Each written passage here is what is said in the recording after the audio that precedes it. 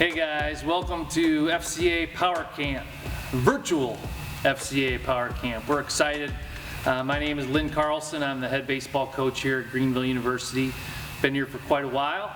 And today I am just really blessed to have an assistant.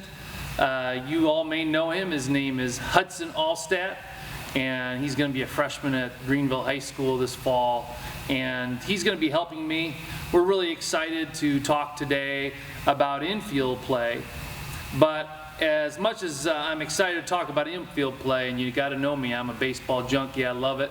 I'm even more a junkie of my faith and my belief in God and Jesus as my Lord and Savior. And so today we're blessed to be here on day 2 talking about shoot, I blew that sucker. I'm gonna have to start over. No, you're good. Keep going. We can just edit that part out. Talking about, what are we talking about, Phil? 100% Sacrifice. No. Not sacrifice. 100% surrender. Okay. Yeah, 100% surrender. So we're here talking today about 100% surrender. And the Bible verse reference for the day is Galatians chapter 2, verse 20. And in that verse, it says, I have been crucified with Christ. And the person who's talking here is the Apostle Paul. And he has written here in Galatians, to the church in Galatians, about being crucified with Christ. But it is no longer I who live, but Christ who lives in me. And the life that I now live in the flesh, I live by the faith in the Son of God, who loved me and gave himself up for me. So Christ surrendered his life so that we could do something great with ours and use what we do with our life as worship to him. And so he has blessed us with these gifts. He's given us the ability to play these different sports. And so when we do it, it's Christ's Spirit that lives within us that allows us to play this game in a way that honors him and blesses him with the efforts and attitudes that we have throughout our play. Hopefully that transitions to really good play, but the reality is we are human beings. And the game of baseball is a game of failure. So we're going to make some mistakes along the way, and that's good. That's how we learn. That's how we get better. So, but we want to surrender all of it to Christ because Christ surrendered it all for us. Okay, so we're here today to talk about infield play. And infield play is critical to the game of baseball. We've got to be able to field the ball. We've got to be able to throw the ball. And so really it comes down to catch play and our ability to catch and throw.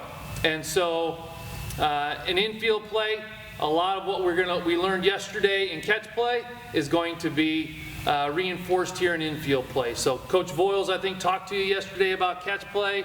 Today we're going to talk about infield play, and it's critical to our success on the baseball field as a team. And so hopefully everyone learned some things about infield play today that are critical, that are going to help you be a better infielder. So the 4 things that I really want us to focus on today as we go about our practice is I want us to think about our footwork a little bit, okay? And we want to try to get the ball on our left side as much as we can. So if the ball is hit directly at me, my first step might be to the left so I can read the ground ball a little bit better. If it's hit to my left, then I don't really have to move at all. If it's hit to my right, I'm just going to try to get over and get in front of it as best I can, okay? But as the ball approaches us then, we want to think about fielding it with the right foot and then the left foot and then fielding the baseball. Okay, so it's right, left, field.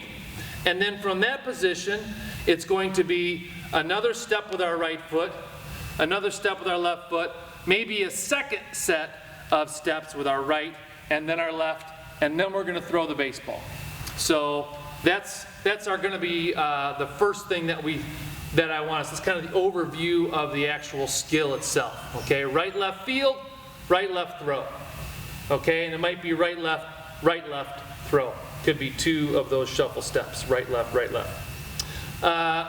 As we go to field the baseball, we should be thinking about ourselves as an airplane coming in for a landing. When an airplane comes in for a landing, it doesn't hover over the runway and then drop straight down and go in, right? It kind of comes in smooth and easy, and that's kind of how we're going to approach the ground ball. We're going to come in smooth and easy to that ultimate position right down here where I'm going to be fielding the baseball. Okay? So think of ourselves as an airplane, not a helicopter. Helicopter comes in, boom, straight down. The airplane comes in nice and smooth and easy. So that's what I want us to be thinking about. When we actually field the ball, I want us to be thinking about trying to get as low as possible so we can read the bounce to the best of our ability. The lower we get, the easier it is for us to read the bounce. And we want to field the ball out in front of us, and we want our rear end, our butt, to be as low as we can get it, okay? So get that butt down low, field the ball in that low position with our glove out in front, and then we want to field the ball just on the inside of our left knee, if you're a right-hander, okay? Just inside of our left knee. So that keeps the ball in front of us mostly, but it also allows us to get our glove as open as we can possibly get it so that the ball has the greatest chance of going in. Okay? So, let me review. Right, left field, right, left throw. Come in like an airplane, not a helicopter. Want to come in and we want to field the ball with our butt down and the glove out. And then we want to field on the inside of our left knee. So those are the 4 things that we're going to concentrate on today as we field ground balls. Okay, so what we're going to start with here now are some ground balls that I'm going to feed to Hudson. Hudson's going to field some ground balls. He's going to show you some proper footwork, the right, left field, right, left throw. And he's going to be showing you that good footwork. And he's also going to be demonstrating the other things that we talked about, coming in like an airplane, butt down low, fielding out front, and those things. So enjoy watching Hudson do his thing. Here we go.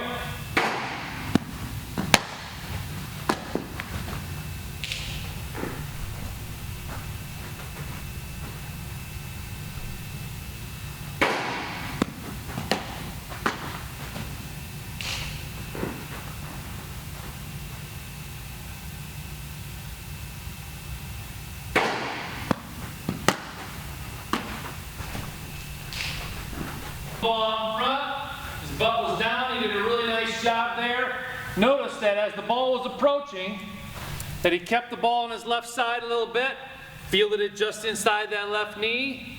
Notice also that he was able to use his good footwork, right, left field, then right, left throw. So that's what we want to be doing each time. I want you to focus on those things as Hudson continues to field ground ball.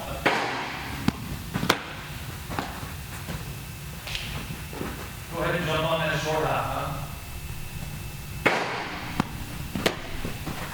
Good boy. Work through the ball, Hudson, that's good. Keep moving toward the ball. Don't back up. Keep moving forward. That's it. Good footwork. Keep moving through your throws. Good. Recover. Nice. Good. We're going to not catch every one of them clean, and that's part of the game. That's okay. All right, guys, if you're looking for something to do at home on your own, you don't need to have anyone throw you ground balls or hit you ground balls to be able to practice to be a good infielder. You just need to work on your hand-eye coordination. And so this is a great drill. You can do this anywhere. Most of you will have a wall of some kind, or at the school to throw a ball off the wall. A tennis ball could be a tennis ball, could be any kind of ball really. In fact, high-level players will use a ball that is more or less predictable in terms of its bounce. So, of course, a baseball is going to be fairly predictable, a tennis ball is going to be fairly predictable, but the less predictable it is, the harder it is, the more challenging it is, and the better we have to become in order to be able to handle the stresses of that particular skill. But Right here you're going to see Hudson. He's going to demonstrate this little wall ball drill that we have. And so pay attention. He's going to try to do a lot of the things that we were talking about, feeling the ball out front with his glove hand. But he's going to do it with his bare hand. Because if you can do it with your bare hand, you can do it with your glove.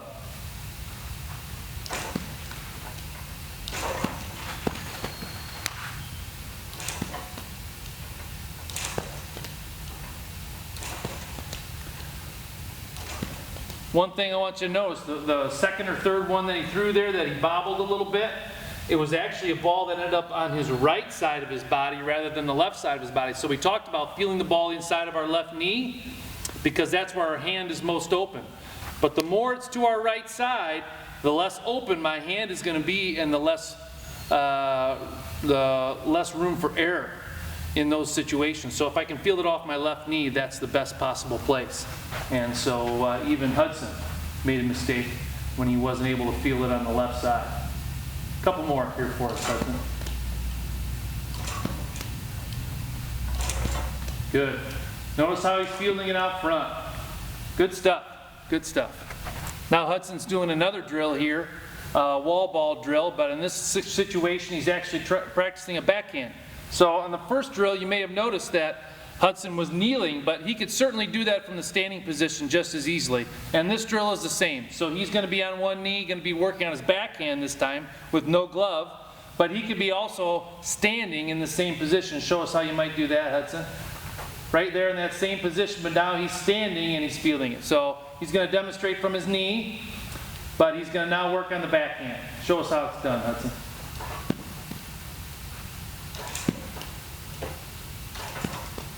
Getting his head down low, trying to get behind the baseball, trying to field it out front again, like we talked about before, with the glove out front. Really, really important, whether it's the backhand or the glove side. Either way, really important that you get the ball out front and that you can see it the whole way into your glove. Hey guys, so I want to recap what we talked about today as it relates to fielding ground balls. And so I want you to remember that overall our footwork should be right left field, right left throw, or right left throw. Okay, it's okay to take 2 shuffle steps if you need to. It depends on the kind of time that you have to get rid of the baseball. But that's kind of the overarching footwork of the drill of fielding ground balls. But I want you to remember also that we want to be coming in like an airplane. We don't want to be coming in and dropping all at once, because when our head moves like that, that ruins our reference point. And so the ball starts to bounce on us. So if we come in nice and gradual, then it's easier for us to track the ball as it comes in. I want us to remember that we need to be low to field ground balls. So get your butt down low as much as you can and field the ball out in front of you. And then also field it on the left side of your body, just inside your left knee. So you're fully in front of the ball and your glove is fully open to the ball as you receive it. So those are the high points of fielding ground balls, and I hope you have a chance to work on those things. I showed you some extra drills that you could do on your own really easily off a wall with a tennis ball or any kind of ball really. Just bounce that ball off the wall. You can do it from the standing position. You can do it on your knees. You might even be able to get away with doing it in your basement. Yeah, with a tennis ball off a nice firm wall. Maybe you have some concrete walls in your basement that you could do it off of. But this is really simple, and those are kind of the building blocks where you start. And to become a good infielder, it begins with some good hand-eye coordination and some solid footwork. And those are the things that we talked about today. So I want to say thank you to Hudson for his good work in demonstrating for us today. And then I want to finish up by just reminding you all that Christ gave his life for us 100%. And it's our responsibility then to give back to him, surrender to him, and let him live through us through his Holy Spirit, and give him the glory for all that he's able to do through us. And what a blessing it is to be able to live a life with that kind of purpose.